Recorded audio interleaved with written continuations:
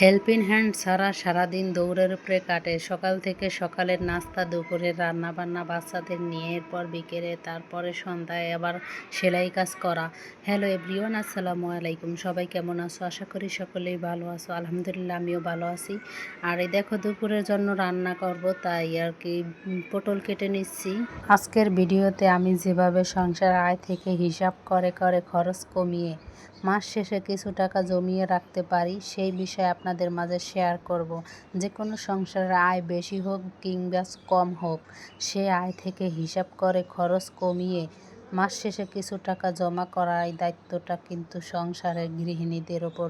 পুরুষরা টাকা উপার্জন করার জন্য কেউ চাকরি করে, কেউ ব্যবসা করে, অথবা কেউ বিদেশে থাকে।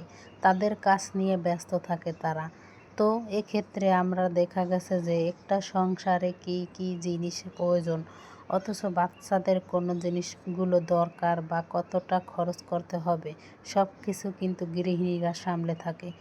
যেসব সংসারে হাজব্যান্ড ও ওয়াইফ একসাথে থাকে, ওই সংসারে গৃহিণীরা একটা লিস্ট হাজব্যান্ডকে দেয় খরচের জন্য। সে অনুযায়ী হাজব্যান্ডরা খরচ করে, সব বাজার কিনে নিয়ে আসে।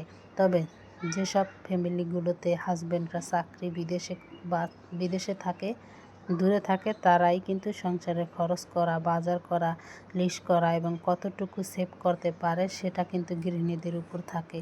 তো এখানে যদি কোনো গৃহিণীরা চায় সে হাজব্যান্ডের মাসিক আয় থেকে পুরো টাকাটা খরচ না করে হিসাব করে একটু কমের মধ্যে খরচ করে মাস শেষে কিছু টাকা জমা করতে পারে।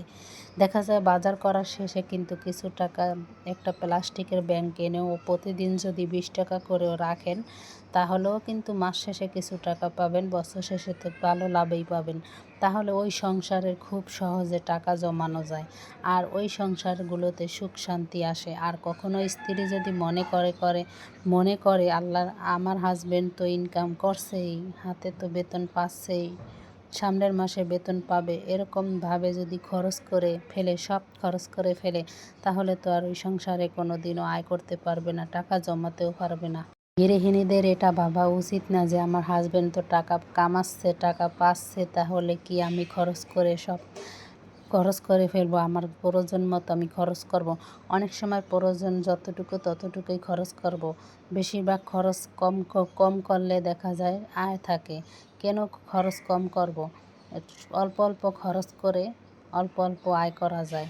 কম বেতনে যারা আছে তারা কিন্তু অনেক কিছু স্যাক্রিফাইস করে। ওই ধরনের মন মানসিকতা নিয়ে যে স্ত্রীর মধ্যে থাকে, আমার ব্যক্তিগতভাবে আমার মনে হয় ওই সংসারে সবচেয়ে দূরের কথা, ও সংসারে ভালো একটা সময় যায়। একটা সময় এসে খরচ বাড়াতে বাড়াতে একটা সময় আয়ের থেকে খরচের পরিমাণটা বেশি বেড়ে যায়। মাস শেষে অন্যের কাছ থেকে ধার নিতে হয়, কখনো কখনো ঋণ করতে হয়। আর কিছু কিছু শব্দ আসে নাই, নাই নাই নাই, এগুলো বলে সংসারে, সারাদিনই বলবে নাই নাই। যাই হোক, অনেক কথা বলে ফেললাম। এখানে গ্যান্ডারি খেলাম, গ্যান্ডারি খেয়ে কিন্তু এই দেখো সন্ধ্যার পরে কিন্তু এখানে আমি মেশিনে বসলাম। আর এখানে কিন্তু গলার ডিজাইনটা কেটে নিব। আর গলার ডিজাইনটাই দেখো আমি তোমাদের মাঝে শেয়ার করলাম। আর আমার ভিডিওটি কেমন হয়েছে অবশ্যই ভিডিওটি একটা লাইক করে দিও, চ্যানেলটি সাবস্ক্রাইব করে দিও, পাশে থেকো। আর এরকম নতুন নতুন ভিডিও পেতে নতুন নোটিফিকেশান অন করে দিও।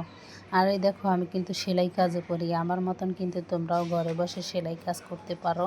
সেলাই কাজ করেও কিন্তু 100-200 টাকা করে ইনকাম করতে পারো।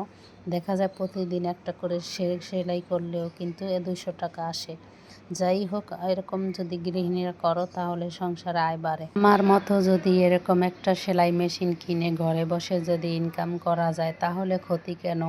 আমার মতো তোমরা সংসারের রান্নাবান্না কাজবাজ করে শেষ করে কিন্তু সন্ধ্যার দিকে বাচ্চাদের পরিয়ে তারপরে রাত্রে কিন্তু সেলাই করতে পারো। প্রতিদিন যদি 200 টাকা একটা 3 পিস সেলাইলেও 200 টাকা ইনকাম করা যায়। 200 টাকা দিয়ে তোমাদের হাত খরচ হয়ে যায়। যাই হোক, ভিডিওটা কেমন হয়েছে অবশ্যই জানায়। সবাই ভালো থাকবেন।